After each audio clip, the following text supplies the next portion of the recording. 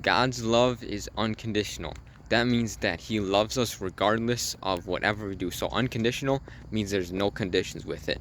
So God loves us like no matter how much we sin. So I used to be like suicidal. I used to like really feel pain, and I thought that God was the cause, or I thought that like he couldn't be real and be good at the same time, or he was real and he wasn't good. And so I cussed at him, and I was like, I don't want anything to do with you. I hate you. And I was like, if you are real, then like leave, and I don't want anything to do with you. And through all that, he still stayed with me, and his love kept pursuing me through, like, even if I after I told him I didn't want anything to do with him, he literally didn't leave, because he can't. It's his promise that he will never leave us or forsake us. Forsake means that he's always, like, forsake means you're not for somebody. So literally God is always for us.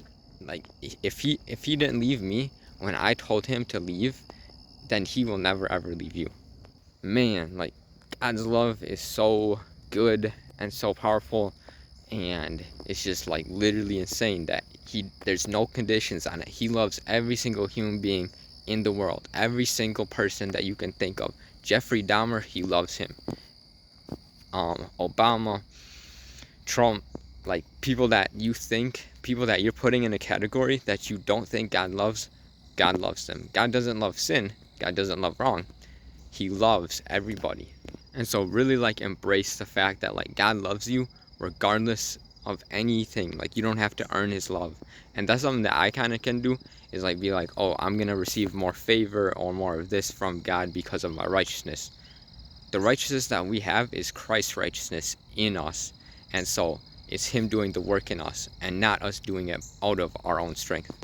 Because in the Psalms it says that God protects the righteous, and God like listens to the righteous. And so yeah, so if we like what we believe about ourselves, a lot of times we carry out towards and we project towards other people.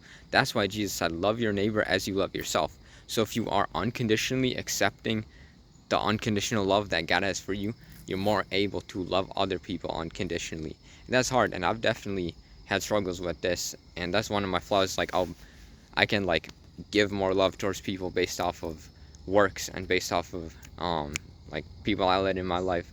It's challenging for sure, and I have to ask myself, am I receiving the love that God has for me? And so really like pray that you would receive that love that God has for you. And it's received, it's not achieved, meaning that like you can't do anything that's gonna make God love you more or less. Like, you can't achieve God's love, it's just received from his goodness. Hit the like button and subscribe for more videos like this. Let's go.